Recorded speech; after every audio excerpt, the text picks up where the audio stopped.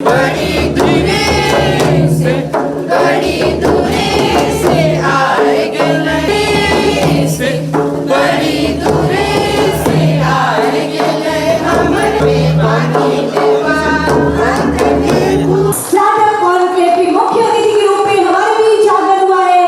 पर बहुत सम्मान के साथ निवेदन करना चाहती हूँ हमारे बीच उपस्थिति है माननीय मुख्यमंत्री महोदय के होनी चाहिए आप सबकी तरफ से करने वाले वक्ताओं के साथ इस समय की मैं स्वागत और अभिनंदन करता सिंह समस्त अतिथिगणों तक होती रहनी चाहिए। माननीय मुख्यमंत्री आप प्रयासों का एक दिया जलाते हैं संकल्पों की, ताकि हमेशा हमेशा आगे बढ़ता रहे झारखंड हर क्षेत्र हमारे यह प्रदेश औद्योगिक विकास की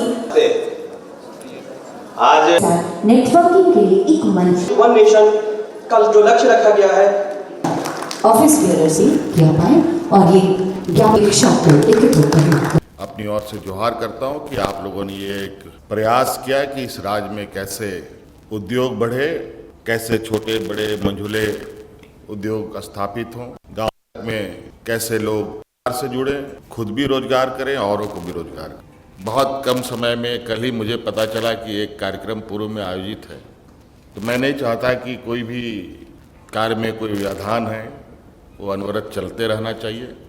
मैं आज के इस कार्यक्रम में बहुत कुछ कहूँगा नहीं, लेकिन मैं आपको बिल्कुल आश्वस्त करना चाहता हूँ कि हमारे झारखंड राज्य में अवस्थित जितने भी उद्योग हैं और आने वाले उद्योग हैं जिनके बारे में हम चर्चा विचार कर रहे हैं, इन सब के प्रति हमारी बिल्कुल सकारात्मक सोच है और रोजगार सृजन कर की व्यवस्थाएं स्थापित हों, ऐसी हमारी सोच है। हर कोई हर काम नहीं कर सकता और ये व्यवस्था ऐसी है कि कोई अकेले भी नहीं चल सकता, तो इसीलिए कुछ लोग नौकरी करते हैं, कुछ लोग नौकरी दिलाने वाले बनते हैं, उद्योग लगाने वाले आगे आते हैं, बड़े पैमाने पे रोजगार भी उपलब्ध कराते हैं। झारखंड प्रदेश में मुझे लगता है बहुत सारे यहाँ उद्यमी बैठे हैं कि पीढ़ी दर पीढ़ी से वो झारखंड में हैं। झारखंड के बदलते स्वरूप को आप लोगों ने बहुत करीब से अनुभव किया है।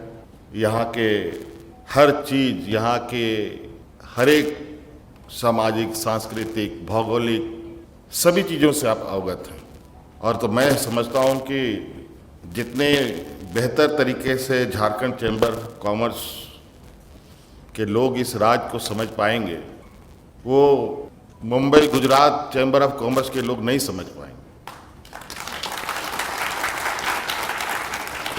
तो मुझे बिल्कुल इस बात को कहने में कोई गुरेज नहीं है कि आपके साथ मिलकर इस राज्य के सर्वांगीण विकास की जो रास्ते हैं उसको तय करने का हमारा भी एक उद्देश्य है।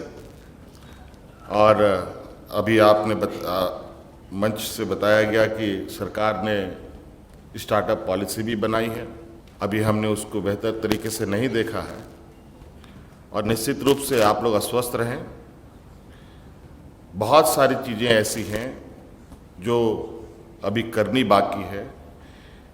झारखंड प्रदेश तो कहा जाए कि आज के दिन में बिल्कुल इस क्षेत्र को लेकर बहुत चिंताएं नहीं की जा सकी, लेकिन ये भी बात सही है कि आज़ादी के बाद हमारे देश के नीति निर्धारकों ने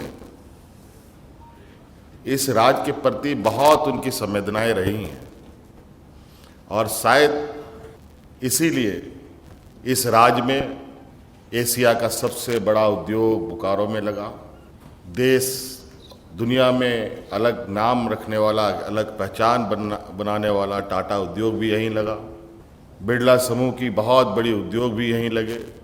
कोल इंडिया की तो सबसे अधिक गतिविधि झारखंड राज्य में ही है।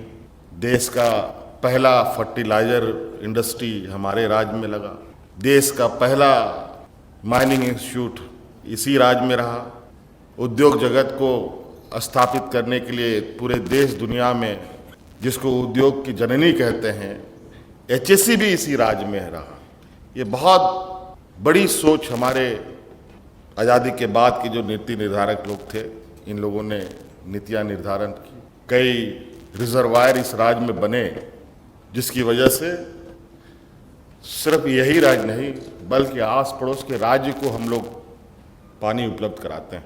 तो कई ऐसी चीज़ें हैं अगर हम उसको देखें, लेकिन ना जाने अचानक समय बीतता गया और जो चल पड़ी थी गाड़ी वो कहीं डिरेल हुई और नतीजा कई उद्योग बंद भी हुए, लोग बेरोजगार भी हुए और जो बड़े उद्योग लगे थे जिसको और बड़ा होना चाहिए था, बल्कि वो धीरे धीरे सिकुड़ता चला गया। तो मैं ये चाहता हूँ कि हम ऐसी नींव डालें जिसकी उम्र पीढ़ी दर पीढ़ी उसका लाभ ले पाए। तो इसलिए आप लोगों के साथ बिल्कुल सरकार सकारात्मक भूमिका में रहेगी और आप अधिक से अधिक लोगों को रोजगार सृजन पर जो आपके सुझाव भी होंगे, जो भी सरकार का सहयोग होगा, वो निश्चित रूप से सरकार प्रदान करेगी। इन्हीं बातों के साथ बहुत बहुत धन्यवाद। सबको जोहार। यकीनन यहाँ के उद्योगपतियों को और झारखंड के विकास के लिए